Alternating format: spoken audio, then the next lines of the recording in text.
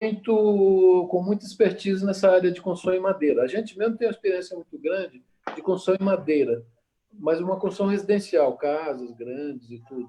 Mas já fizemos estudos para a construção de prédios em madeira, que ainda não foram executados.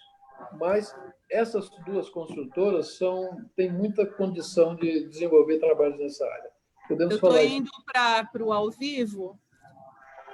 E vamos ver se inicia aqui.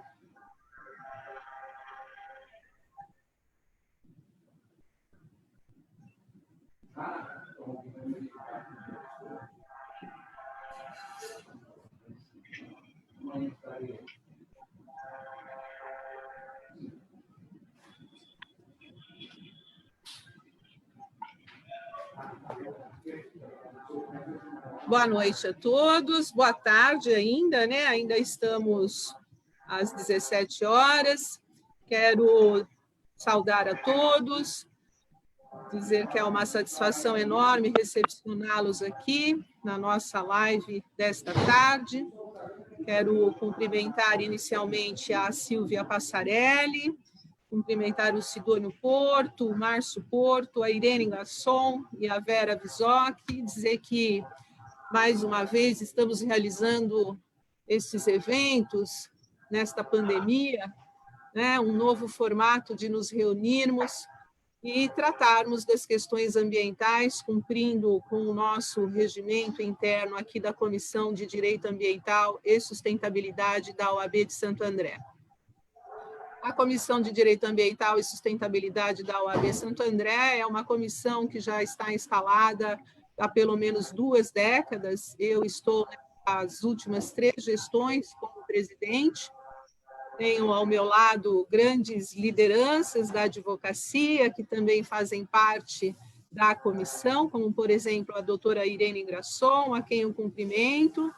Já foi também presidente desta comissão e hoje é lá o meu braço direito, esquerdo, e fazendo um grande trabalho, acumulando, inclusive, a representatividade nos conselhos da cidade de Santo André, como o Condefapasa, como o Conselho do Meio Ambiente da cidade, do município, chamado como GESAM, e a Vera Visoc também, que é nosso membro consultor, que é da área acadêmica, e o nosso regimento permite, viu, Sidônio? O nosso regimento não são só advogados, nós temos lá membros de diversas áreas, diversas atividades, assim como as demais comissões também. Não essencialmente são só advogados e advogadas que compõem as comissões. Então, hoje nós iremos tratar deste tema importante, que obviamente ele tem uma relação totalmente ligada à pandemia, né?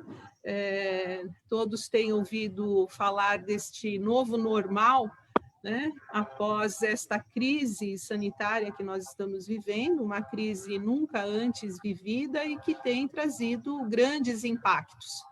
E, logicamente, impactos também nesta área que são das edificações, das construções, né, um novo modo de vida das pessoas, pessoas que viviam em apartamentos ou mesmo em casas, agora tendo que ficar em quarentena, como é que essas pessoas vão, de hora em diante, pensar, né, nas suas residências, em como se proteger, em como se projetar para o futuro com essa nova situação. Então, o nosso tema de hoje, o novo normal para projetos sustentáveis em face do Covid, teremos a apresentação da Silvia Passarelli, do Márcio Porto e do Sidônio Porto, e eu quero começar passando para que vocês façam um breve cumprimento aos nossos ouvintes e depois nós adentraremos ao tema. Márcio, por favor. Rosa, obrigado pela oportunidade de estar aqui com todos hoje. Meu nome é Márcio Porto, eu sou arquiteto e urbanista formado pela Paul Mackenzie, onde eu sou professor de projeto, na cadeira de projeto. Eu sou sócio do escritório Sidônio Porto Arquitetos Associados e acabo de concluir meu doutorado na FAO da USP, tratando do tema habitação. hoje espero poder dividir um pouco com vocês essa experiência que eu tive nesse trabalho, especificamente do doutorado, e também de outros trabalhos que a gente vem desenvolvendo no nosso escritório. Ao mesmo tempo, eu sou conselheiro na ASBEA, que é a Associação Brasileira de Escritórios de Arquitetura, sou conselheiro fiscal na entidade. É uma entidade que visa congregar as empresas de arquitetura de uma forma bastante coesa e, com isso, buscar o posicionamento desse segmento no mercado, colocando para o mercado quais são as possibilidades das empresas e quais são as questões que as empresas enfrentam no dia a dia, de forma a tornar a atuação dessas empresas mais interessante e mais adequada para o consumidor final. E a ASBEA hoje está organizando uma chapa, né, já está organizado em torno de uma chapa que vai participar aí da gestão do CAL nas próximas eleições. O CAL, que é o Conselho de Arquitetura e Urbanismo, que é o órgão, a autarquia máxima de representação da nossa atuação como empresa de arquitetura e profissionais da área de arquitetura e urbanismo. Então, essa é a minha qualificação, a minha posição hoje, a minha atuação dentro da área da construção civil. Queria agradecer mais uma vez a chance de participar aqui com vocês dessa live. Muito obrigado. Nós que agradecemos, Márcio. Para nós uma satisfação enorme tê-lo aqui, trazendo o seu conhecimento, né, trazendo a sua experiência e, especialmente, pela apresentação feita através do Sidônio Porto, que é um grande amigo, um grande parceiro de grandes experiências também na área ambiental. Nós que acumulamos anos de amizade no Conselho Superior de Meio Ambiente da Fiesp. Sidônio Porto, que é uma pessoa que tem trazido também para aquela instituição muito conhecimento, sempre muito dinâmico e muito direto nas suas colocações.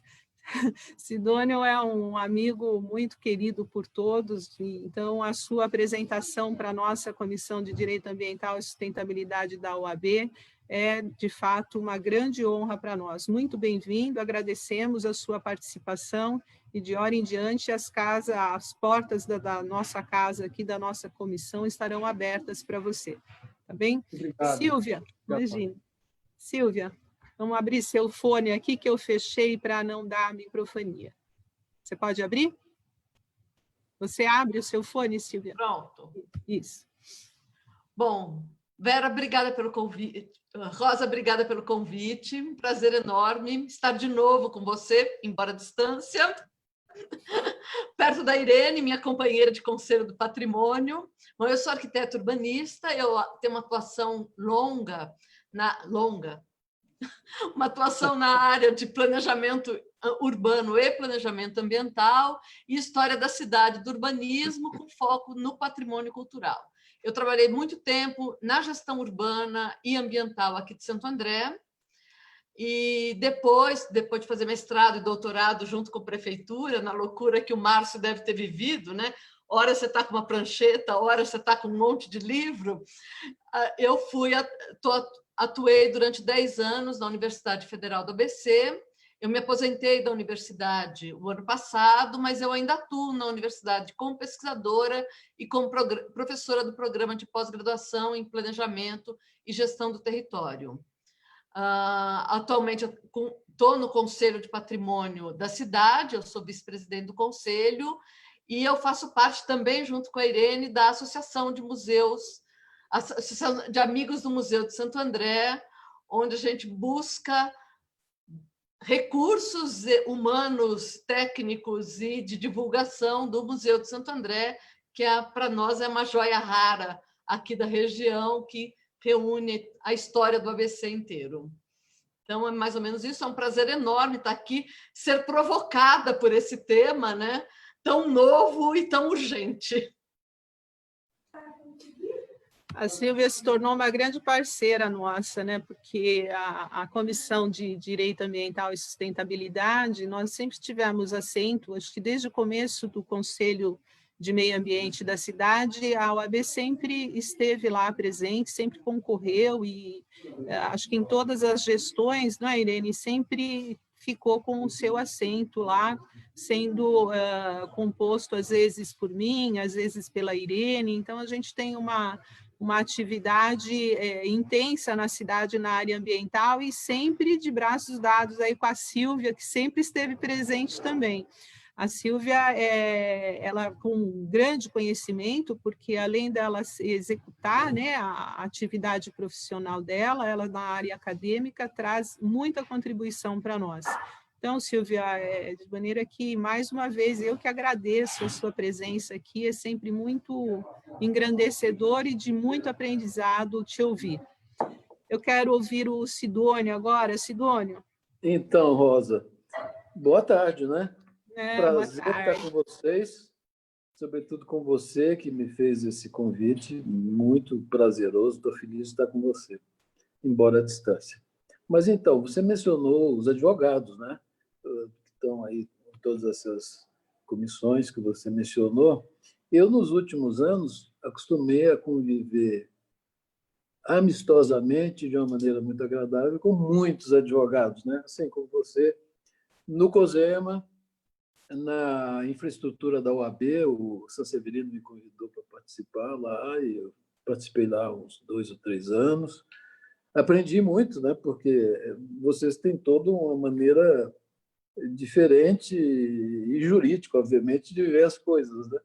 Então, essa conversa é muito boa, muito agradável e ensina muito para a gente que o arquiteto tem aquela fama de ser artista, de ser também um técnico e tal, mas não saca muito dessa questão das leis, essa coisa toda. Então, é muito bom estar presente com essas pessoas. Enfim, mas eu sou arquiteto de muitos e muitos anos, né? Eu me formei em 64, então você não dá nem para fazer uma conta aí, né? Fica até difícil chegar lá. E vim para São Paulo, me formei e vim para São Paulo, logo em 65, porque, na verdade, eu já tinha projetos aqui em São Paulo, assim como estudante mesmo. Eu tinha um grande amigo que se tornou sócio, então, depois que eu me formei, ele levava os projetos para Belo Horizonte e a gente desenvolvia os projetos lá, já tinha escritório lá como estudante, e quando eu me formei, só simplesmente vim para São Paulo, que foi uma decisão muito boa.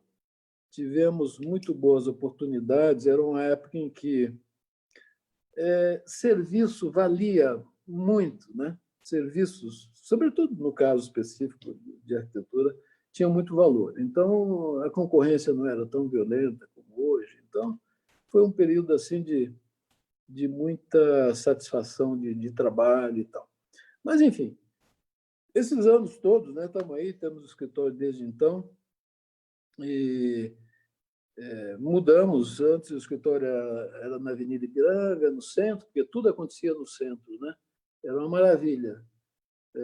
A gente morava ali na São Luís, ia a pé para o escritório e tal. São Paulo era outra cidade, né? Era um tipo de convivência com as pessoas e tal. E depois mudamos para Paulista, né? E depois para meu escritório atual, já de muitos anos, mais de 30 anos, aqui em Alto de Pinheiros, que é pertinho da minha casa, que eu fiz uma casa aqui em Alto de Pinheiros, então venho a pé para o escritório, como eu comentei com você, que é uma coisa muito prazerosa. Então, como você vê, nós estamos aqui no escritório, apesar de estarmos, a rigor, todo o pessoal do escritório está em home office, né? Mas eu continuo todos os dias vindo para o escritório e tal. E o Márcio, por acaso, está aqui hoje para fazermos uma live em conjunto, né? Mas, em termos profissionais, desenvolvemos trabalhos em todas as áreas, né? Com esses mais de 50 anos de profissão, trabalhamos na área residencial, habitação residencial, indústrias, muito na área de bancos, área financeira, fizemos projetos de banco no Brasil inteiro, né? E fizemos projetos nos Estados Unidos também e em Portugal. Então, é uma experiência assim muito gratificante, muito prazerosa. Agora, a gente desenvolveu muito trabalho com esse espírito de sustentabilidade, que é um discurso que hoje até não é tão em voga mais, mas até algum tempo atrás a preocupação máxima é dessa questão da sustentabilidade, né? Daí a nossa preocupação, que foi desde o início da profissão, de industrialização da profissão, da industrialização da construção, pré-fabricação, maneira que a gente via desde os bancos de escola, de fazer com que a gente conseguisse realizar os grandes projetos habitacionais para resolver os problemas de habitação que o Brasil sempre teve e ainda continua tendo, né? E a gente teve uma luta no sentido de desenvolver essa questão da industrialização, visando, né? Na época, nós tínhamos lá o BNH, o Banco da Habitação, né? Que foi constituído na época, e sugerimos uma construção industrializada para resolver os grandes problemas habitacionais, né? De classes de menor poder aquisitivo e tudo, mas preferiram optar pela mão de obra braçal, né? Com isso, o que ocorreu? O Brasil todo veio para as grandes cidades, né?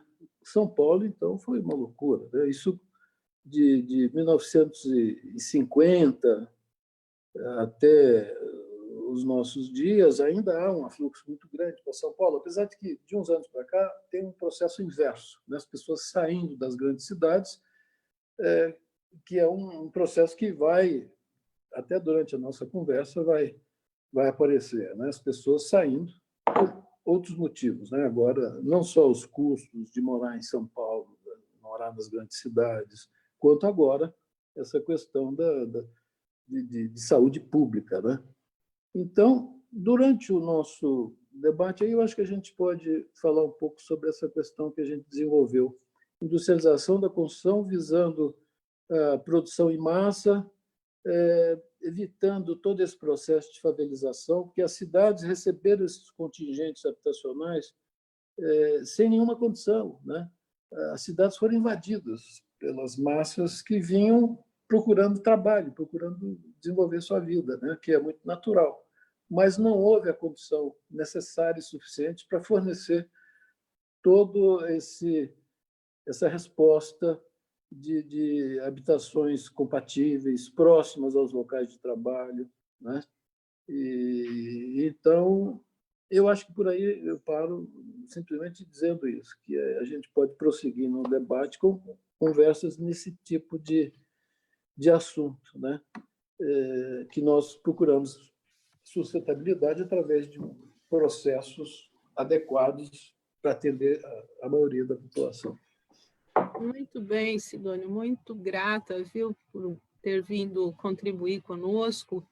Só esse seu histórico para nós é de grande valia, porque conta, né, um pouco da história dos grandes escritórios de arquitetura no estado de São Paulo, né, de onde eles vieram, como é que eles desenvolveram, qual foi o seu caminho inicial. Então, para nós, muito importante a sua estadia aqui na nossa comissão, muito grata, viu? Muito obrigada. E vamos iniciar, então, com as apresentações, vamos começar pelo Márcio, né? Tá dentro do nosso cronograma aqui, e dentro daquele prazo que nós colocamos, Márcio, então vamos iniciar com a sua apresentação, e após a apresentação do Márcio, eu abro para a Vera e para a Irene fazer a sua apresentação. Ok, Rosa, obrigado. Eu queria comentar com vocês alguns aspectos desse estudo que eu fiz agora, acabei de concluir no meu doutorado, que estuda o processo de desenvolvimento imobiliário de cidades como São Paulo, em que a valorização imobiliária de uma área como o centro expandido da cidade, por exemplo, ela acontece em função de uma facilidade de acesso, de uma facilidade de uma oferta de infraestrutura, de uma oferta de serviços, empregos, em função especialmente de uma diversidade de usos, de um interesse que existe nas pessoas estarem nesse local, porque é um local que, de alguma forma, ele é promissor, negócios aí acontecem, as pessoas buscam estar aí. né? Da mesma forma como em cidades como Nova York, como em São Francisco, são os centros urbanos, vamos chamar assim, de prósperos, né? Onde existe uma valorização em todos os sentidos, especialmente no caso aí do que eu vou tratar, que é a valorização imobiliária, que é extremamente bem-vinda. E isso, hoje em dia, também está sendo, inclusive, razão para um debate em torno do adensamento urbano, adensar essas áreas para um melhor aproveitamento ainda dessas áreas, para que elas tenham, a partir do interesse que elas despertam, um melhor aproveitamento e despertem, então, um maior interesse, e isso gera um ciclo virtuoso de desenvolvimento. Isso é extremamente desejável, né? Isso é um fenômeno natural que acontece, ou seja, um fenômeno de adensamento, né? Mas não existe apenas um movimento na direção de fora para dentro, existe também um movimento na direção de dentro para fora, de espalhamento, né? Espalhamento da mancha urbana, afastamento de uma série de contingentes desse miolo, exatamente os contingentes que não têm condição de permanecer aí, né? Por uma questão de custo de vida. São contingentes que não são capazes de arcar com o custo de vida nesse miolo. Isso é um modelo que a gente vê nessas grandes cidades, mas, de alguma forma, ele é reproduzido em outras cidades de pequeno e médio porte, que a gente, viajando e percorrendo aí o nosso país, a gente vê, né? Então, o estudo foi feito na cidade de São Paulo para que ele possa ser uma referência para todas as demais cidades que sofrem o mesmo processo, independentemente do seu tamanho. Esse movimento de expansão da mancha urbana sofrido por essas pessoas, né, pode ser chamado também de gentrificação. Essas pessoas se afastam do centro da cidade na medida que elas não conseguem arcar com a vida nesse centro valorizado. Ele acredito que ele vá agora nesse momento paradigmático aí dessa pandemia, eventualmente até se acentuar na medida em que as pessoas que estão vivendo nesses centros, elas têm a vantagem de contar com a tecnologia para permanecer nesses centros e, eventualmente, se adensarem ainda mais nesses centros, né? Por outro lado, quem não dispõe da tecnologia não vai conseguir, ou seja, não dispõe do trabalho através da tecnologia, que é, na maioria das vezes, o caso desses contingentes. São contingentes que trabalham com a força física mesmo, né? São trabalhos manuais, braçais, que têm que vir para a cidade dessas periferias para poder trabalhar. Eles não vão contar com a possibilidade do trabalho remoto, né? Então, como fazer? O emprego dessas pessoas está dentro desses centros valorizados. Eles vão ter que vir, né, de qualquer maneira. Se eles não puderem vir na medida em que essa mancha continuar ou tiverem cada vez mais dificuldade para vir, na medida em que essa mancha estiver se expandindo, na medida em que a questão da pandemia, inclusive, impede esse deslocamento tão necessário, acentuado, como fazer, né? Como manter o emprego dessas pessoas também, se elas não vão poder trabalhar de forma virtual. Isso só, eventualmente, poderá ser possível na medida em que elas estiverem residindo nesses centros nesses centros valorizados, né? Nesses centros urbanos que são um foco de interesse. Bem, nessa medida, então, o trabalho foi feito, né? Essa tese foi desenvolvida no sentido de pensar uma forma, um projeto urbano que viabilize a habitação dessas pessoas nesses centros desenvolvidos. Esses projetos urbanos não são compostos apenas de modelagens arquitetônicas e urbanísticas, que são fundamentais para desenhar como a demanda vai ser atendida, mas também por uma modelagem econômico-financeira, que vai verificar a conta, né, se essa conta, no final, vai fechar esse investimento nesses projetos, vai se viabilizar, e por uma modelagem jurídica, que é a praia de vocês, a modelagem jurídica que vai possibilitar que esses empreendimentos parem de pé sob o ponto de vista da democracia. Quer dizer, será que eles vão ser empreendimentos viáveis sob o ponto de vista legal?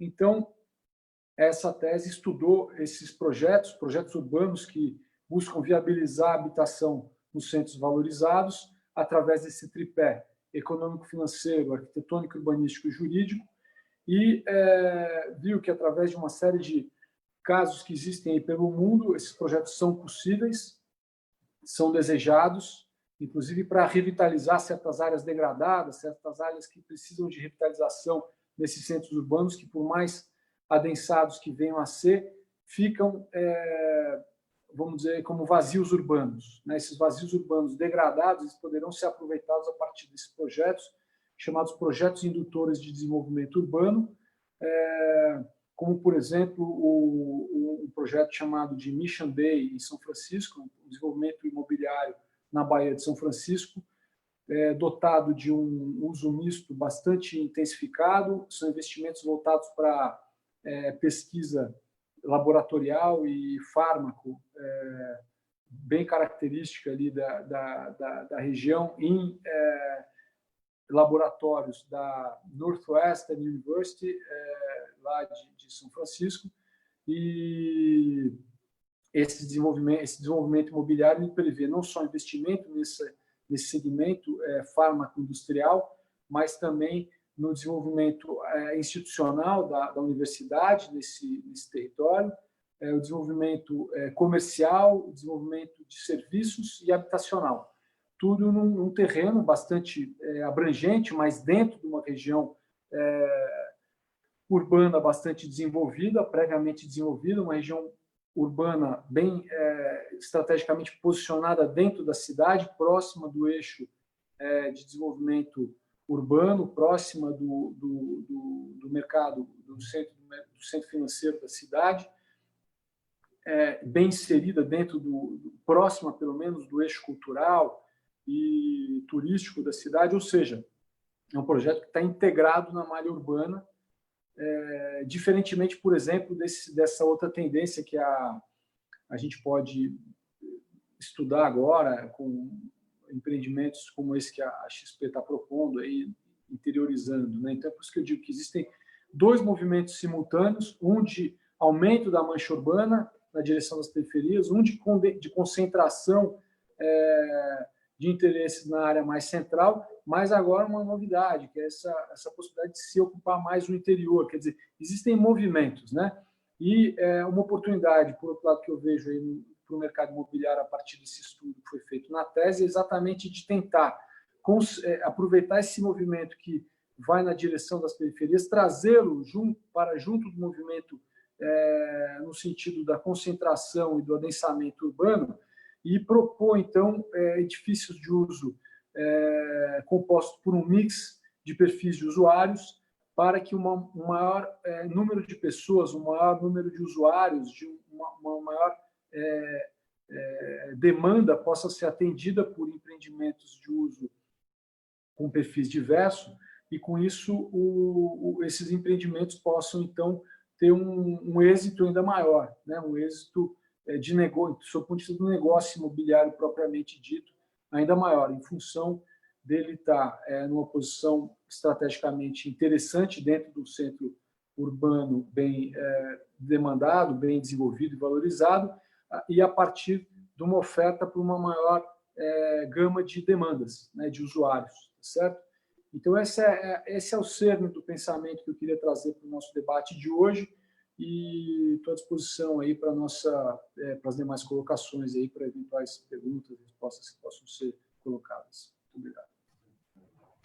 Excelente, Márcio, muito bacana a sua exposição, e já queria aqui, antes de passar para a Sílvia, mas fazer uma provocação para a gente continuar no debate, que o projeto é fantástico, na verdade seria o nosso sonho, imaginando o nosso centro expandido de São Paulo, imaginando adequar um projeto desta natureza, mas aí eu fico pensando por onde nós deveríamos começar, Porque você veja que nós temos uma legislação que, na verdade, permeia todas essas colocações que, na realidade, deveriam existir, como, por exemplo, a Sílvia deve tocar no assunto depois, o Estatuto das Cidades, que é de 2001, portanto, estamos falando de 20 anos, né, que prevê que os planos diretores acabam que deveriam viabilizar todas essas questões,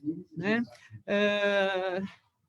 O plano diretor que é necessário, inclusive, as suas revisões, e aqui poderiam, na verdade, acabar verificando todos esses problemas aí do tempo, das ocupações irregulares, né, das desocupações em áreas que não seriam permitidas, enfim.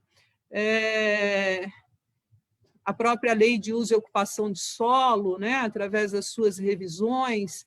Então, se a gente vincular todas essas questões com a legislação que nós temos em vigor e com a pandemia, a pergunta que eu deixo é por onde nós devemos começar, né?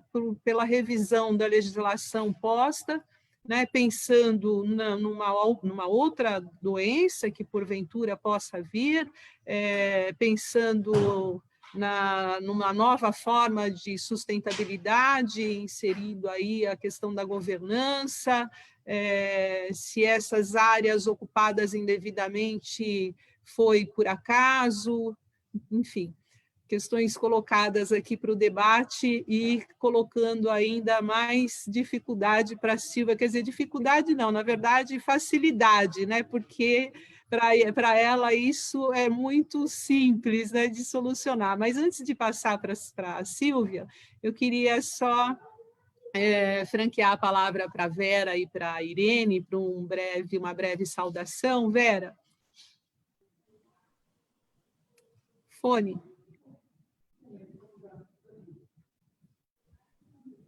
Você precisa ligar o seu fone. Aí. Agora sim, né? Então, boa tarde a todos. Obrigada por me deixar participar desta live. É a minha primeira live. Eu sou formada em administração, me aposentei na área da educação superior, né?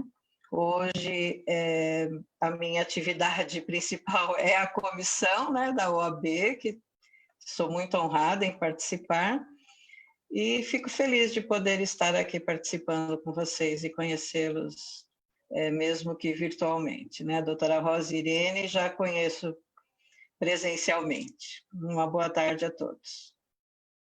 Obrigada, Vera. Irene? Oi, está me ouvindo? Sim. Boa tarde a todos, prazer em revê-los. Vera, Rosa e doutora Silvia, bem-vindos os novos doutores arquitetos nesta live, onde eu estou muito curiosa para saber sobre esse novo normal, nas questões das moradias dignas, no saneamento para todos e na educação virtual para todos. Vamos lá. Obrigada, Irene. Bom, Silvia, vamos te ouvir agora. Mais uma vez, agradecida e honrada com a tua presença aqui. É contigo.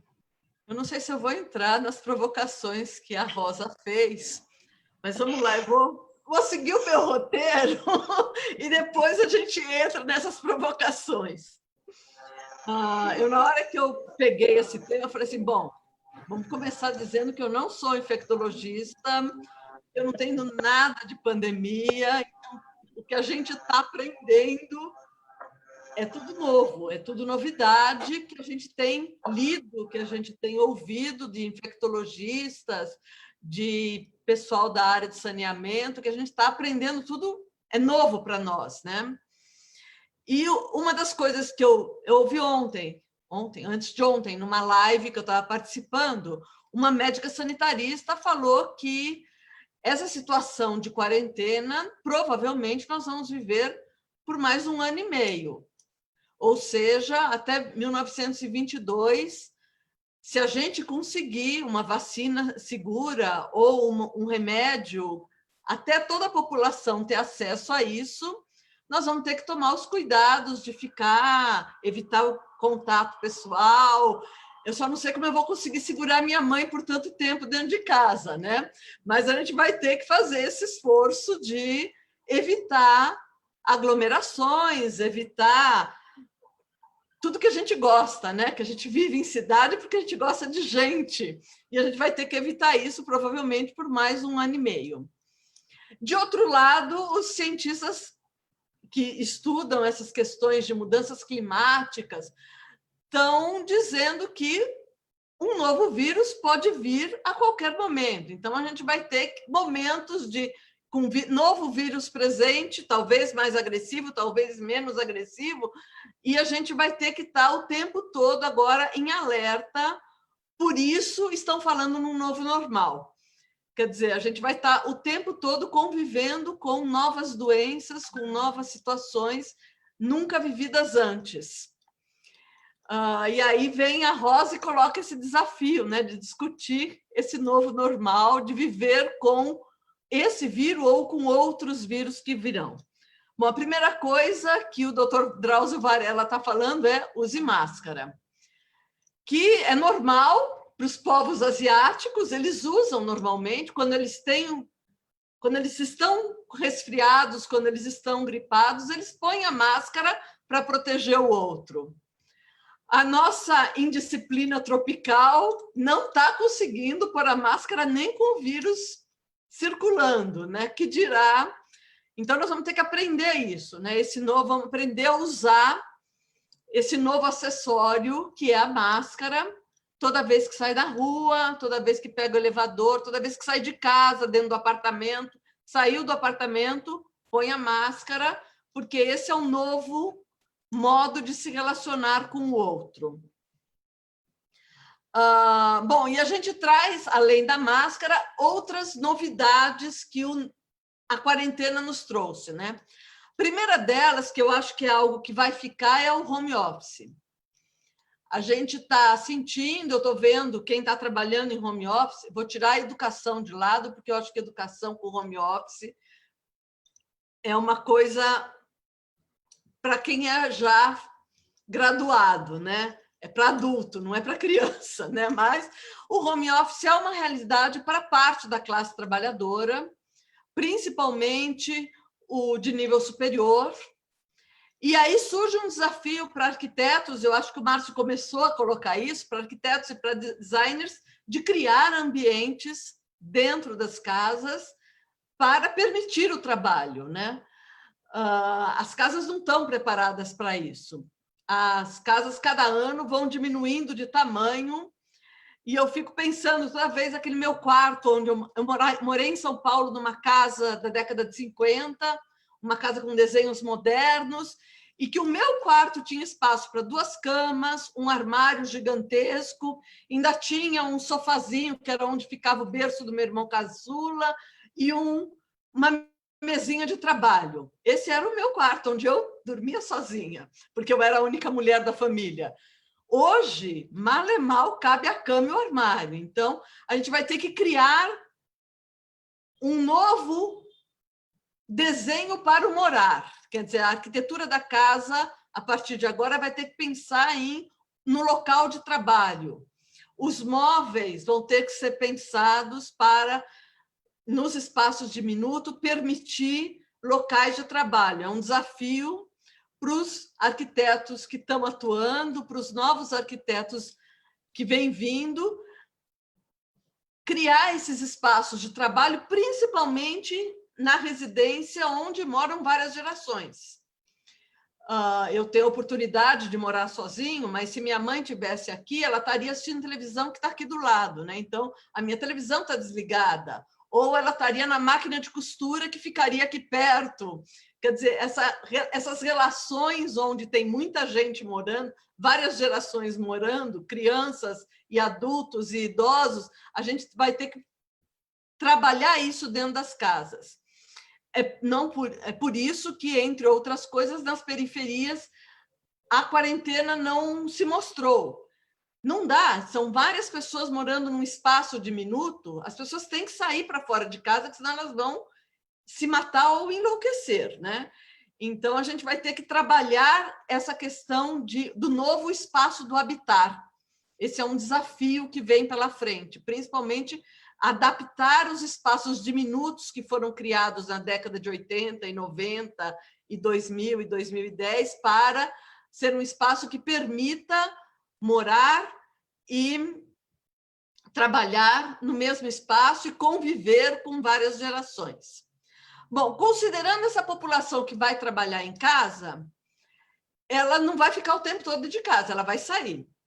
Ela vai sair e vai querer olhar para a cidade, ela vai querer cidade. Eu acho que o apelo pela vida urbana vai voltar. O Sidônio estava comentando da São Paulo da década de 60, né, que se vivia no centro. Devemos ter nos cruzado, porque eu estudava no Caetano de Campos na década de 60, provavelmente a gente se cruzou lá na Avenida São Luís, que era um dos meus percursos para ir para casa.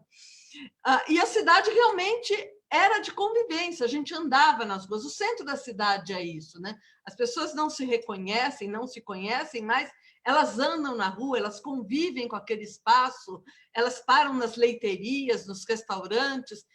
E essa população que vai trabalhar dentro de casa, ela vai querer ver cidade. Então, a cidade vai ter que ser mais agradável. Os espaços públicos vão ter que ser agradáveis. Essa pessoa que ficou o dia inteiro trabalhando em casa e que vai dormir em casa, ela não vai querer andar no shopping center, num espaço fechado, ela vai querer andar num espaço aberto. Então, ela vai precisar de ter uma calçada agradável, uma rua arborizada, uma cidade agradável, uma calçada que não tenha buraco, desculpa. Então, esse desenho da cidade, o desenho urbano, o desenho da convivência vai ter que ser trabalhado, que não é aquela escala do plano diretor, mas é a escala do plano de bairro. Então, os bairros vão ter que ter essa relação maior de rua, de convivência na rua, que durante os últimos anos nós não tivemos. Então, isso vai implicar numa gestão pública que vai ter que cuidar melhor dos espaços públicos, das praças, das pessoas andando, de uma cidade com menos carro, provavelmente, e com vários percursos diferenciados para o pedestre. Eu lembro dessa minha época de estudar no Caetano de Campos, eu fazia questão de voltar cada dia num caminho, né? A ida era a mesma, porque tinha que chegar cedo na escola, mas a volta tinha tempo. Um dia eu ia pela São Luís, outro dia pela Barão de Tapetininga, outro dia pela 7 de Abril. Essa coisa de vivenciar vários percursos. A gente vai ter que ter essa prática para não ficar louco dentro de um apartamento, dentro de uma casa-escritório. Então, nós vamos ter que ter uma cidade mais arborizada, uma cidade mais iluminada, uma cidade mais segura. Uma outra questão que a quarentena nos mostrou, pôs luz, né, é que o nosso transporte público é péssimo. Todo mundo já sabia que ele era ruim, mas é que com a necessidade de evitar aglomeração, isso se tornou gritante. E, sem dúvida alguma, uma das ações importantes é reestruturar, readequar o transporte público para quem vai ter que sair de casa para trabalhar. Esse transporte público não vai poder ser um transporte com aglomeração, porque a gente está hoje com o Covid-19, mas pode vir aí o Covid-21 ou qualquer outro vírus que a gente não vai saber o nome, e o trabalhador doméstico, o trabalhador do comércio, que vai ter contato direto com todo mundo, precisa ser protegido e ter um transporte adequado, um meio de transporte adequado, que pode ser resolvido por escalonamento de horários de funcionamento das coisas. Eu não preciso abrir todo o comércio no mesmo horário, ele pode ser escalonado, pode ser diversificado e pode ser também com rotas alternativas de outro tipo de transporte, rotas de bicicleta seguras, claro, de patinete, de skate, espaços para caminhar adequado. A realidade que nós temos hoje é que eu tenho um transporte público caro de péssima qualidade. E não é à toa que o jovem, o objeto de desejo do jovem é o carro. Então, ele já vai querendo ter o carro, que é diferente da realidade do jovem europeu. Eu tenho 3 primos, filhos da minha prima, que moram em Paris, e que eles têm entre 20 e 30 anos, e nenhum deles tem carta. Eles não querem dirigir, eles não precisam dirigir. Eles não querem carro porque eles não precisam, porque o transporte público dá conta do deslocamento que eles precisam fazer. São jovens universitários, têm filhos, e eles circulam pela cidade, ou a pé, ou de bicicleta, ou no transporte público, sem nenhum problema. Eles não têm a necessidade de carro. Portanto, uma das missões que a gente vai ter aqui pela frente, que a gente já devia ter pensado antes, mas é ter um transporte público de massa, seguro, eficaz e eficiente. Uma outra questão antiga que a pandemia pôs à mostra é a questão das nossas periferias. É uma evidência que o vírus está atingindo de forma muito mais agressiva os mais pobres, porque eles vivem num ambiente que é não salubre. Eles não têm saneamento, eles têm casas insalubres, casas pequenas, diminutas, mal construídas, quer dizer, favelas, tudo isso se mistura nas nossas periferias e, sem dúvida alguma, no Brasil nós vamos ter que começar a pensar seriamente em saneamento e urbanização. Saneamento que hoje, pelo marco legal, ele foi privatizado, então o poder público vai ter que ter uma ação em cima, ou de uma empresa privada, ou de um terceiro, para garantir o saneamento das suas cidades e que esse saneamento atinja as periferias e que atinja de baixo custo as periferias, porque as periferias é onde mora o mais pobre, e o mais pobre não tem condições de pagar por água e esgoto no mesmo nível que a população das áreas mais centrais tem condições. Então, a gente tem visto, né, que nas periferias o Covid está matando de 7 a 10 vezes mais do que nos bairros de classe média e classe média alta, e lá não é possível fazer o isolamento social, que a casa é pequena, mora todo mundo junto, várias gerações, muita gente, né? E, ao mesmo tempo, é nas periferias que o espaço público é mais escasso, é menos adequado para o uso da população, os equipamentos são deteriorados, então a ação pública sobre as periferias é urgente e é importante. De novo, na ideia de um plano de bairro, as periferias vão precisar de olhar melhor como melhorar as condições de vida desses habitantes e garantir que eles vivam num espaço adequado e que eles possam ter uma praça, um espaço que tenha iluminação. A iluminação nas periferias é muito ruim, onde eles possam circular durante o dia, durante a noite, com tranquilidade. A gente, quando fala nesse novo normal, né, é preciso ter claro que nós vamos viver de forma diferente a partir daqui. Nós vamos precisar de ter mais janelas para o exterior. Um dos problemas da universidade onde eu atuo é que ela tem muitas salas fechadas, sem janela e com ar-condicionado, para abrigar de 90 a 120 alunos dentro da sala de aula. Nós vamos ter que mudar essa regra. O shopping center não vai poder mais ser a única forma de compras. Então, a gente vai ter que... O comércio de rua vai ter que ganhar uma atratividade perdida para poder ter uma nova circulação de pessoas, porque a janela vai ser importante, o olhar para fora, o ver a luz, essas coisas vão ter que ser importantes e nós vamos ter que ter uma cidade uma paisagem cada vez mais agradável, arborizada, diversificada, misturada, onde tem habitação, escritório, comércio, para ter uma diversificação de usos e, portanto, menos circulação de pessoas, né? Então, nesse novo normal, então, o poder público vai ter que apresentar soluções, ele vai ter que ser forte o suficiente para apresentar soluções para a construção de uma cidade agradável, e o poder público nos 3 níveis vão ter que reestruturar os serviços públicos, principalmente de educação e saúde, que vão ser fortemente demandados, porque a classe média está empobrecida, a gente já tem efeitos de fim de plano de saúde por essa classe média, que vai ter que procurar o SUS, de escolas particulares que estão sendo fechadas e, portanto, essas pessoas vão procurar a escola pública. O governo do Estado de São Paulo abriu excepcionalmente inscrição para vagas de alunos em escola pública agora, no meio do ano, para garantir que esse aluno que está saindo da escola privada vá para a escola pública.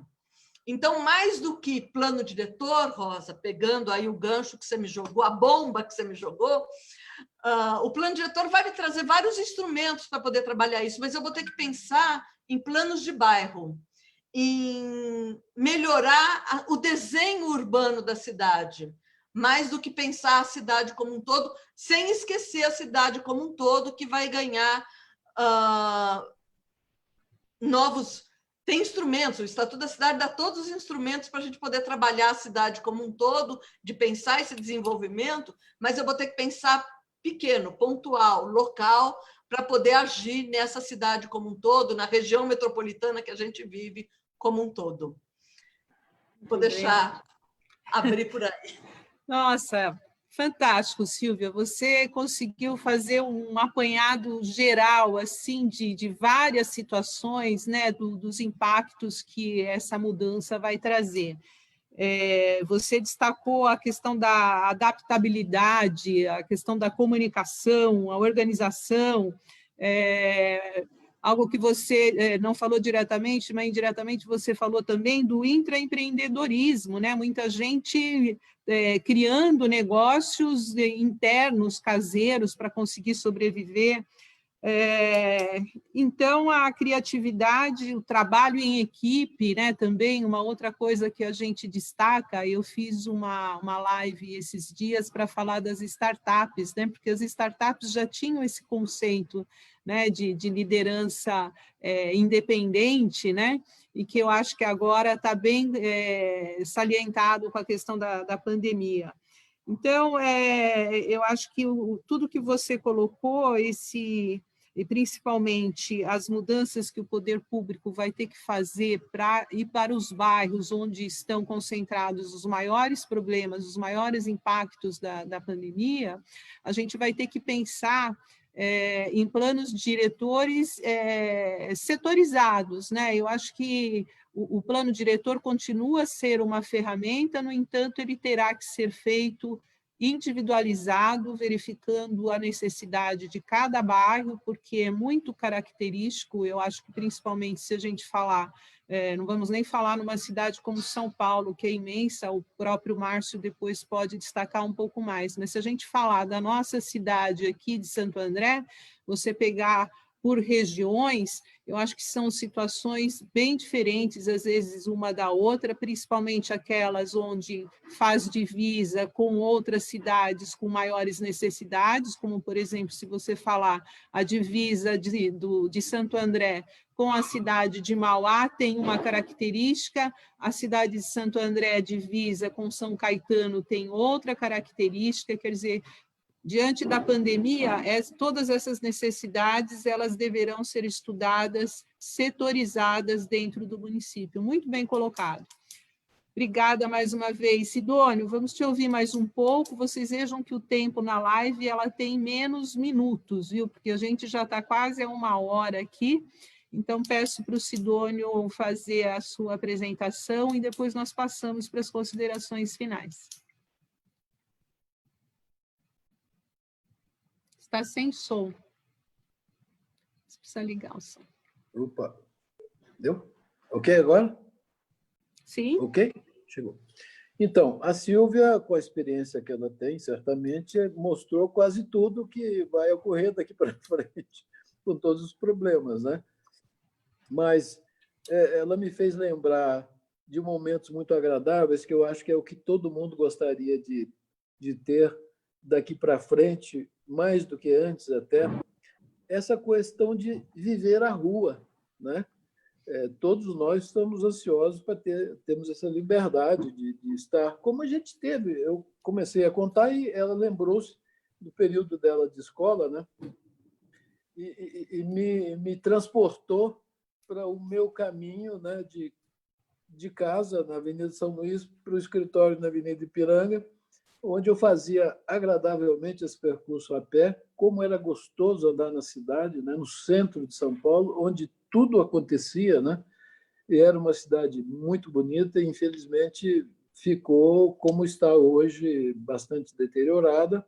E é uma das coisas que a gente, né, juntamente com outros colegas profissionais, temos tentado levar para o centro novos projetos, novas incorporações que possam reativar a vida no centro, né? Inclusive, um projeto que as prefeituras anteriores sempre tiveram é levar a habitação até de rendas mais baixas, para o centro de São Paulo, porque o centro oferece 10% dos empregos em São Paulo e apenas 3% da população mora lá. Então, São Paulo tem espaços no centro, espaços ociosos, prédios abandonados, como a gente já viu até alguns problemas graves, né, de prédios que foram incendiados e tudo, por má ocupação. Então, esses prédios poderiam ser reciclados e entregues à população, prédios até de escritórios que não têm utilização como tal, poderiam ser transformados em prédios de habitação, hotéis abandonados, enfim, a cidade, o centro urbano de São Paulo é cheio desse tipo de problemas, né? E retornar a ser uma cidade povoada, segura, um centro de cidade povoado, seguro, agradável, como sempre foi, né? Como sempre foi. Mas então essa lembrança a Silvia me propiciou de me ver andando ali no centro de São Paulo de uma maneira muito agradável, me trazendo essas lembranças. Agora, a gente falou na necessidade de construções mais sustentáveis, né? Construções que fossem, inclusive, mais econômicas na sua manutenção, primeiro na sua execução, com rapidez, com economia. A industrialização da construção traria todas essas vantagens de fazer uma construção rápida, econômica e de fácil manutenção. Mas o que eu queria mencionar é que, dados os custos, né, de você ter um prédio ou de escritório, um prédio de apartamento, que são custos muito altos em termos de dispêndio de energia, de manutenção e tudo. Então, eu diria que, em termos atuais, né, o ideal, mas estamos falando em termos ideais, é coisa que nós precisamos ainda andar um pouco para atingirmos, né? Um edifício hoje, em termos ideais, do ponto de vista de sustentabilidade, seria aquele que você pudesse desplugá-lo da estrutura urbana, de energia, água, e que ele fosse, então, autossuficiente, ou seja, ele produziria no próprio corpo físico dele a energia através de placas fotovoltaicas, isso é perfeitamente possível. Ele faria captação de água de chuva, né? Portanto, mesmo que não fosse totalmente suficiente, no caso de um prédio residencial, você precisa de muita água. Então, mas boa parte dessa água podia ser utilizada de água tratada, água de esgoto tratada no próprio prédio e reutilizada para certas funções, né? Nos escritórios isso é totalmente possível, você ter os sanitários com água de esgoto tratada no próprio prédio. E você poderia ter água quente através de placas solares, né? E esse prédio, por outro lado, buscando economia, né, de energia, ele teria certamente que ter uma boa orientação solar, né, aproveitando a incidência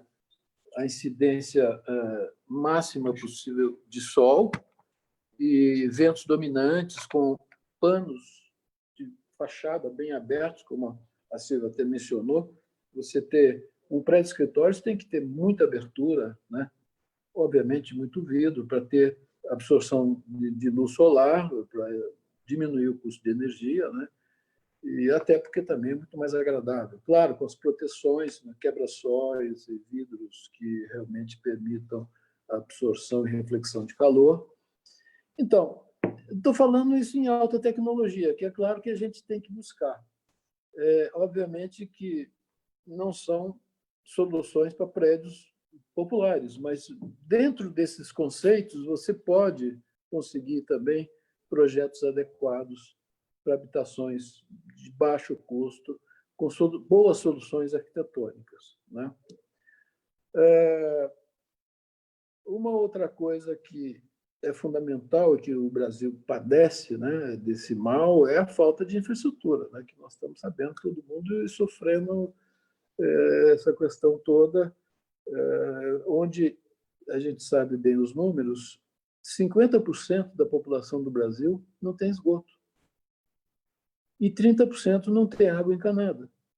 Então, até como é que você vai exigir, né, dentro desses protocolos, que são razoáveis, é claro, que o sujeito lave a mão? Como se não tem água encanada? Né? 30% é muita gente. Nós somos 210 milhões de habitantes. Né? Então, é um problema muito grave esse. Quer dizer, eu acho que a nossa preocupação primária hoje, em termos do governo, das prefeituras, dos estados, é propiciarmos infraestrutura no país inteiro, né? Para evitarmos futuras pandemias, porque a gente não sabe o que pode vir no futuro. Pode vir qualquer coisa através disso, né? A gente sabe bem que todas as pandemias do passado, né? Para não ir muito longe, vamos começar ali a peste negra, no final da na média Idade Média, ali, século XIV, 1300. Foi devido a péssimas condições de insalubridade, né? As cidades estavam em voltas estava dentro de uma muralha em volta ao castelo do senhor feudal ali, em geral, né? E não tinha a mínima condição de higiene, né? Mais recentemente, vamos dizer, no século XIX, meados do século XIX, nós tivemos com a Revolução Industrial em Londres, nós tivemos não foi exatamente uma peste negra, nem, obviamente, mas nem uma febre, nem uma gripe espanhola ainda. Mas houve uma gripe que talvez tenha predisposto favoravelmente muita gente que pegou a não morrer na peste negra, né? Da gripe espanhola, né? Então, teve esse primeiro processo pelo fato de, com a Revolução Industrial, muita gente do campo foi para Londres, né? E as pessoas, muitas vezes, dormiam debaixo de uma máquina, porque não tinha nem lugar para dormir, né? Não tinha casa para morar. Londres era uma cidade totalmente insalubre, né? Então, teve esse processo dessa pandemia lá, que não foi ainda a gripe espanhola, né, no início do século XX, logo após a Primeira Guerra Mundial, né, 1918, 1920, que, através da própria guerra mesmo, surgiram aqueles... Na época não eram vírus, enfim, eram moléculas, né, traziam essa gripe. Não era vírus, enfim, não sou especialista nessa área, mas, enfim, através dos soldados que foram para a guerra, aquela guerra de trincheiras, né, uma guerra chamada Guerra Suja, né, desencadeou esse processo na Europa, depois veio chegar até no Brasil, né, onde se perdeu uma quantidade enorme de pessoas, né? 50 a 100 milhões de pessoas morreram na febre, na gripe espanhola. Então, nós temos que estar preparados para não termos mais esse tipo de coisa. Claro que é imponderável você imaginar que nunca mais possa acontecer isso, né? Mas eu acho que o país, tendo uma condição sanitária favorável, boa parte do risco desaparece, né? Eu acho que Sidônia, deixa eu te perguntar uma coisa. No seu conceito hoje, se você fosse projetar uma residência para o pós-pandemia, qual seria a sua maior preocupação? Não, a preocupação nossa foi sempre a que eu vou te dizer, independente de pandemia, porque a boa arquitetura ela prevê e pressupõe tudo isso que nós estamos falando, que é o seguinte: você ter uma obra bem iluminada, bem ventilada, captando raios solares da melhor maneira possível e, de preferência, o dia inteiro, né? Você tem uma boa ventilação cruzada, uma ventilação onde você permite que o vento varra toda a casa, levando todas essas coisas desfavoráveis, enfim, vírus, o que seja, né? Você provoca uma troca de ar favorável a esse tipo de, para evitar esse tipo de coisa, né? E por outro lado, seria soluções, mesmo que sejam casas mais simples, não só pensando nas grandes casas dos bairros, enfim, dos grandes bairros de habitação, você poderia ter essas condições favoráveis, né? A boa arquitetura prevê isso. Não é exatamente o que a gente vê nesses grandes conjuntos habitacionais, que é a negação do que seja uma boa arquitetura. Tá? Você não precisa ser uma casa de luxo, uma mansão, para ter soluções adequadas, né? Isso é possível fazer sem grande aumento de custo. Claro, se você quer sofisticar, você vai fazer um escritório, um home office, uma casa todo confortável, com todos os equipamentos necessários, tudo, né? Agora, você imagina, Sidônio, que agora com o pós-pandemia vai incentivar as pessoas a adquirirem mais casas do que apartamentos? Você acha que vai haver uma mudança de conceito? Obviamente, né, para aqueles que já pretendiam adquirir um imóvel, né, para residência. Eu deixo essa pergunta para a Silvia também e para o Márcio.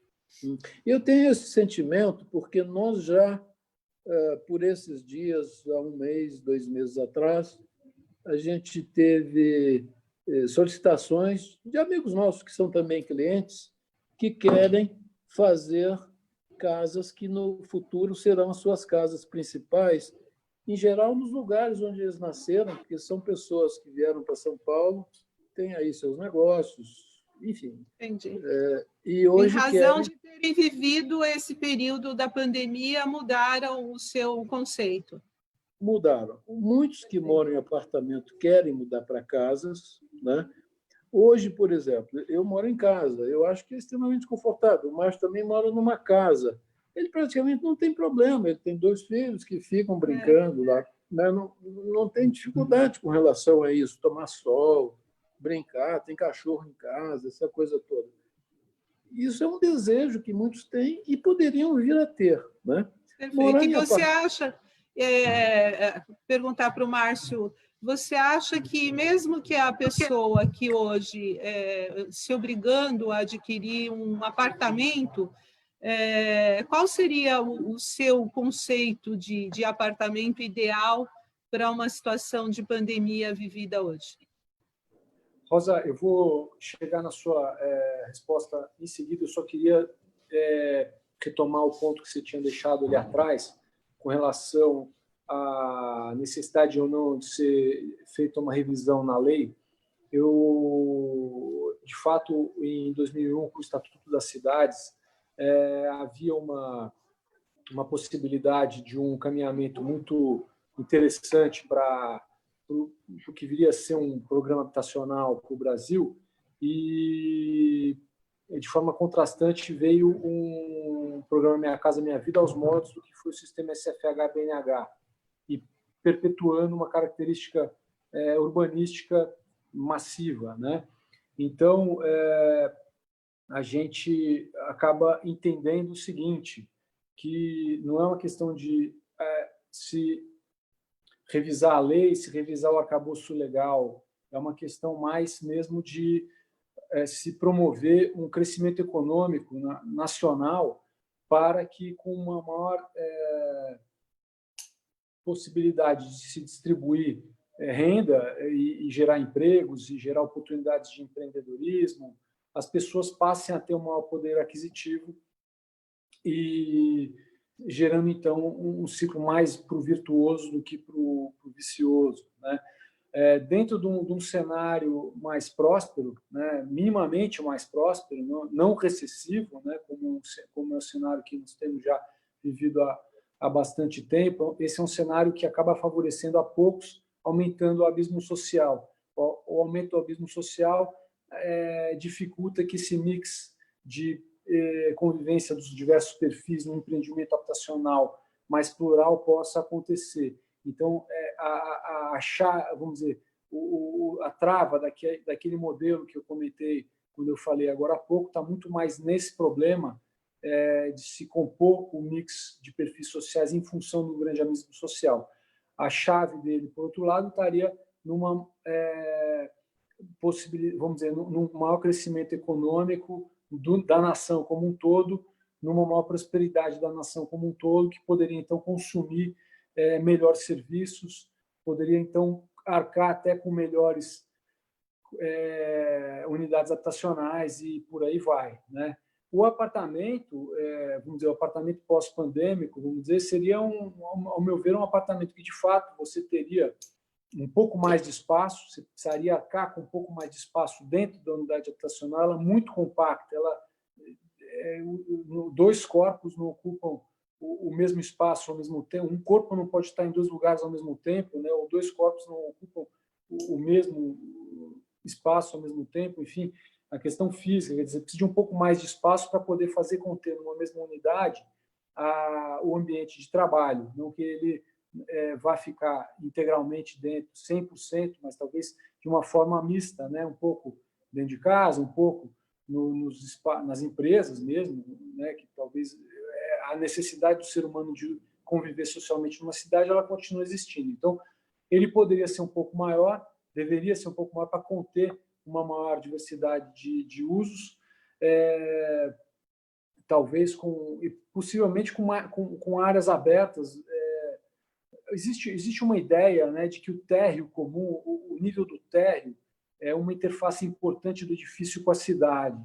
Existe, inclusive, o Plano Diretor Estratégico de 2014-2016 prevê a possibilidade da maior fruição pública, prevê a possibilidade da fachada ativa, né? São dispositivos que incrementam o produto imobiliário para que ele seja mais interessante para quem está produzindo e, ao mesmo tempo, podendo criar áreas no seu nível do térreo mais plurais, onde as pessoas possam conviver e as pessoas possam descer e habitar também. Então, eu estou falando isso no sentido de tornar a cidade mais utilizável, não promovendo uma maior segregação das pessoas dentro de ambientes fechados em função do medo de uma pandemia. Na verdade, enfrentar a pandemia está muito mais no sentido de criar condições para que outras pandemias não aconteçam.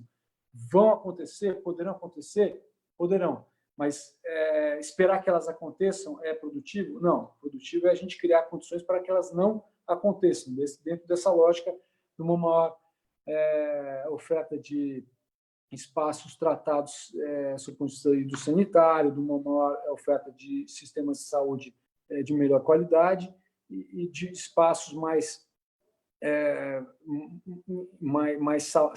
salubres, né? Mas tudo isso pressupõe uma maior disponibilidade de aquisição, uma maior disponibilidade de poder aquisitivo, uma maior disponibilidade de renda que, ao meu ver, estão ligadas a um necessário crescimento econômico da nação, né? Afastando ele de uma recessão meio atávica. Né? Eu acho que seria alguma coisa nessa linha, mas condições básicas, do ponto de vista do arcabouço jurídico, né, para retomar, então, a sua primeira colocação e ligar essa coisa da unidade habitacional, eu acredito que elas já existem, dentro, por exemplo, do Plano Diretor Estratégico de São Paulo, que tem dispositivos como a fachada ativa, a fruição pública e também o PIU, Projeto de Intervenção Urbana. Existe um arcabouço que trata especificamente de como criar projetos de intervenção urbana que vão na direção do plano de bairro, que a Silvia comentou, mas tratando, então, né, o plano de bairro lá do Estatuto da Cidade, aqui o PIU, dentro do Plano Diretor Estratégico, que são partes do arcabouço jurídico que visam dar condições que uma cidade mais adequada, mais customizada, mais humanizada aconteça. Eu acho que as coisas, então, elas têm que andar em conjunto. tanto a criação da cidade a partir do arcabouço, quanto a possibilidade dos investimentos a partir de um maior crescimento econômico. Muito bem. Pelo que eu entendi do que você colocou, então, em relação às questões legais, nós não precisaríamos, neste momento, pensar em alteração, mas sim o estabelecimento de políticas públicas para a execução das normas que estão aí, que por si já atenderiam essas questões sanitárias em virtude da pandemia. Sim, acredito que as políticas públicas são fundamentais, porque também não adianta ter o crescimento econômico desamarrado do arcabouço jurídico. Quer dizer, é necessário que a política pública faça essa ponte. Está perfeita a sua colocação. Perfeito. Bem, antes de passar para a Sílvia, e nós já vamos para o encerramento, vou pedir para você fazer a sua última apresentação, Sílvia, suas considerações finais, e a gente depois já vamos nos despedir. Mas antes eu quero cumprimentar aqui que está acompanhando a nossa live, a Denise Baruzzi Brandão, que é a nossa vice-presidente da comissão, a querida amiga doutora Zilmara Gabriel, lá de São Bernardo do Campo. Obrigada, Zilmara. O AC Duarte, querido amigo lá do Ipiranga também, a Stephanie Matsuda, da Jael Ravetti, o Maírton Holanda, a Karen Kelly, que é da Secretaria do Meio Ambiente e do Consórcio Intermunicipal lá de Santo André, ela é da Secretaria de Meio Ambiente aqui de Ribeirão Pires, o Tiago Batista. Obrigada pela presença de vocês aqui na nossa live. E agora, Sílvia, é com você. Então, Rosa, eu acho que você colocou uma questão, né? Por que vivemos em apartamentos nos grandes centros? Eu acho que a gente tem, desde a década de 70, a gente tem uma propaganda constante dizendo que morar em casa é perigoso. E o bom é morar em prédio, morar em apartamento, e isso está aumentando cada vez mais, e as pessoas estão indo para apartamentos. Eu moro em apartamento, é verdade, mas não é tão inseguro assim morar em casa, desde que a rua esteja iluminada, as limpas, que tenha cuidado, que eu tenha uma cidade que a gente dialogue com os espaços públicos. Eu acho muito interessante, eu moro num condomínio que tem muito apartamento, que é uma loucura, né? Coisa de doido, e as pessoas não querem ter convivência com a cidade, elas têm medo da cidade. E isso aí é uma coisa louca, porque se elas têm medo da cidade, elas não vão se preocupar com o que está acontecendo com a cidade. Então, pode ter invasão, pode ter o que for, a cidade das pessoas acaba virando o condomínio, o que provoca uma falta de cidadania total, né? Você não se apropria dos espaços públicos e, portanto, eles ficam abandonados. Eu acho que a gente tem que ter uma outra postura em relação à cidade. Tem perigos em alguns lugares, em alguns momentos? Sim, tem perigos, mas como é que nós vamos conviver com isso e como é que nós vamos modificar? De outro lado, eu tenho saídas tecnológicas, o Sidônio estava colocando isso, para poder fazer habitações, mesmo de baixo custo, mais agradáveis. Eu brinco muito com a questão da janela, né? Tem um conjunto habitacional de baixa renda perto da Estação da Luz, que a gente vê, são dois padrões. Um é padrão janela de 80 centímetros e o outro padrão de janela de 60 centímetros. Quer dizer, a população mais pobre, a abertura da janela é menor. E pensando que as janelas só abrem metade, eles não têm ventilação, não tem como ventilar não tem como fazer ventilação cruzada numa janela que só vai abrir 30 centímetros, mesmo numa janela que vai abrir só 40 centímetros.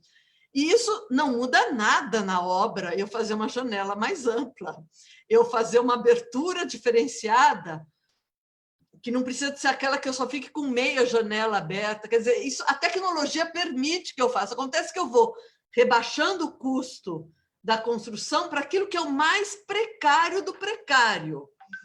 E eu vou tornando a cidade cada vez mais empobrecida enquanto paisagem, porque a construção vai ficando muito pobre, precária, igual, eu não tenho diversidade, eu não tenho usos distintos, né?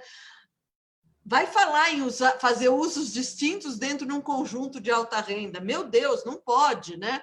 Imagina, eu quero morador de baixa renda longe de mim. Bobagem. Eu lembro de uma situação muito interessante. Eu estava trabalhando junto com uma... Eu estava numa ONG apoiando um movimento de moradia no governo Mário Covas, quando Mário Covas foi prefeito. Não, quando Mário Covas era governador, e ele finalmente desapropriou uma área para a população de baixa renda fazer moradia. No dia do lançamento, da festa, né, de dizer, ó, esse terreno é de vocês, os comerciantes do bairro, que também eram de baixa renda, simularam um assalto e falaram que aquela população tinha assaltado o bar deles. Quer dizer, a gente vai ter que ter um pouco mais de solidariedade para viver numa cidade que tem diversidade, senão nós vamos acabar vivendo que nem nos Estados Unidos, onde cada cidade só tem uma classe social, né? Não tem diversidade dentro das pequenas cidades dos Estados Unidos. Não, a nossa cidade é diversa. Quer viver num mundo que não tem diversidade, vai para um loteamento fechado no interior, viver numa casa onde todos têm casas iguais. Tem um loteamento em Jundiaí que só pode ter casa branca, um outro que só pode ter casas do mesmo arquiteto. Vai viver nesses lugares. A cidade tem que ter diversidade e a gente vai ter que ter solidariedade com o outro que trabalha com a gente, que vive com a gente, que pode não ter o mesmo nível de renda, mas ele trabalha no nosso cotidiano também. Ou que eu vou no mercado e ele vai estar lá na caixa, ele vai estar colocando mercadoria para eu comprar. Então, esse cara que está colocando mercadoria para eu comprar, ele não pode ter Covid, senão eu pego. Então, eu preciso pensar nas condições de habitação dele, nas condições de transporte dele, mesmo que eu vá num supermercado da mais alta renda. Ou mesmo que eu compre aqui da minha casa, eu vou receber pelas mãos dele. Então, essa solidariedade vai ter que ser ampliada para a gente poder conviver numa cidade, que é o princípio grego, né, de cidade. As pessoas têm que conviver. Muito bem colocado. Isso ocorreu agora, né? Pode falar, Sidônia. Desculpa, eu te interrompi. Temos que ter melhores cidadãos. Para simplificar, né? Isso que a Silvia falou. Exatamente. Bem, meus amigos, olha, as lives, elas parece que num piscar de olhos elas terminam. Nós estamos a 1h25, eu quero passar só para a Vera e para a Irene, dar uma palavrinha, não sei se tem algum questionamento, e nós já vamos encerrar. Pode falar, Vera, e a sua despedida. Liga o som. Liga o som. Liga o som.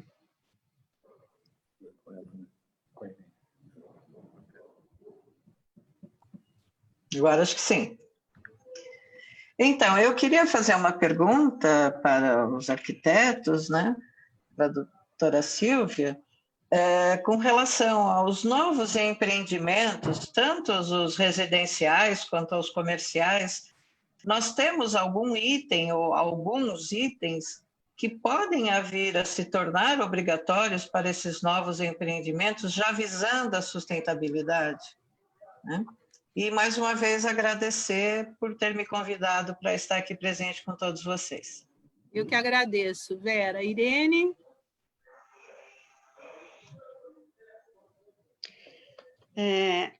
Muito obrigada a todos, adorei todas as falas dos doutores, achei super importante essa nomeação de itens que a gente observa no dia a dia e que vai fazer parte desse novo normal que todos vamos ter que aprender. Ficou bastante claro a nossa desigualdade social e que a pandemia pode se repetir, já foi dito isso, né? E temos que nos preparar para esse novo normal. Um abraço a todos. Muito bem, muito obrigada, Irene, obrigada. Bem, eu acho que o que fica mais claro né, entre todas, obviamente, as questões técnicas muito bem colocadas pelo Márcio, pela Sílvia, mais do que tudo é a importância das pessoas, né? Que se coaduna muito bem com o que o Sidônio falou, que nós temos que ser mais cidadãos, né? O que a Sílvia colocou em relação a não querer a proximidade da habitação daqueles de baixa renda, quando agora na pandemia nós nos deparamos com um problema, uma situação seríssima, né, que são as colaboradoras das nossas casas, né, aquelas que nos assistem diariamente. Muitas pessoas acabaram ficando sem esse serviço, exatamente porque, primeiro, essas pessoas que nos auxiliam, na maioria das vezes, vêm de transporte público trabalhar em nossas casas, né? Aqueles que cuidam dos nossos jardins, das nossas piscinas, e aí você fica com receio, porque essas pessoas residem longe de onde você mora, usam o transporte público, e você fica receoso de que ela traga, né, o Covid-19 próximo da sua residência, do seu convívio, né? Então, a Sílvia colocou uma situação vivida por, com certeza, muitas pessoas, e isso nos faz pensar, nos faz refletir, né? E nos faz dizer o seguinte: nossos valores, precisamos pensar em novos valores, né? É bem o que o Sidônio colocou. Então, meus amigos, eu quero me despedir de vocês, quero perguntar se alguém gostaria ainda de uma última manifestação, mas nós vamos encerrar essa live dizendo que acho que nós cumprimos bem o nosso papel de transmitir essas informações em relação à sustentabilidade, né, nos novos projetos perante a pandemia. E quero convidá-los para a próxima, que será na segunda-feira, aliás, melhor dizendo, na quarta-feira, nós estaremos falando sobre o marco legal do saneamento, e eu publico aqui para vocês estarem conosco. Muito obrigada, boa noite a todos. Mais uma vez, muito agradecida e muito honrada com a presença de vocês. Rosa, obrigado. Eu queria só aproveitar para não deixar a pergunta da Vera sem resposta. Ela perguntou se existia algo que pudesse ser definido como necessário e condição para que os empreendimentos sejam sustentáveis. Eu queria só aproveitar para não ficar sem resposta e dizer o seguinte: podem ser implementadas uma série de soluções ativas ou passivas, ou seja, sistemas de geração de energia, sistemas de ventilação ativos, né, ou sistemas de ventilação natural, iluminação natural, isso tudo pode já existe, né? Mas um item que eu acho que pode ser, que é uma frente de pesquisa interessante, que tem tudo a ver com o que a gente está falando, está ligado ao adensamento demográfico urbano e a uma eventual determinação do que seria o coeficiente de adensamento populacional para empreendimentos habitacionais. Na medida em que você tiver que for possível se definir quantas pessoas por metro quadrado você vai colocar dentro de uma edificação, e conseguir, de fato, tornar isso tecnicamente viável e funcional, a gente estaria agregando aí, de uma forma passiva e não ativa, né, seria uma medida passiva para um maior nível de sustentabilidade das edificações. Eu acho que, na minha opinião, seria um bom ponto de partida aí para atender ao que a Vera, a preocupação da Vera. Muito bem, obrigada. Silvia? Vera também? Lógico. Eu acho que é o seguinte, Vera, a gente tem recursos tecnológicos para fazer tudo. O que nós vamos precisar é estudar recursos tecnológicos de baixo custo para eu poder levar para a população de mais baixa renda. Para apartamentos, para escritórios de média a alta renda, eu tenho soluções tecnológicas tranquilas, eu não preciso depender do ar-condicionado o tempo todo. Eu faço um duto de ventilação central que não é muito mais caro e permite preciso de mais área e permite que a ventilação dos escritórios aconteça independente de usar um ar-condicionado. A questão é que, na hora que eu reduzo as áreas, eu vou ter que estudar tecnologicamente como eu vou fazer para garantir uma boa ventilação, como que eu vou fazer para garantir uma boa instalação, para eu poder ter condições adequadas de habitabilidade. Hoje, essas condições de habitabilidade para baixa renda não é estudado. Eu tenho uma situação péssima dos conjuntos habitacionais que são insalubres e que vão ser eternamente insalubres, porque eles não pegam sol, que não basta ver, não faz circulação do ar, quer dizer, são vários problemas que precisam ser resolvidos e que tecnologicamente podiam ser resolvidos.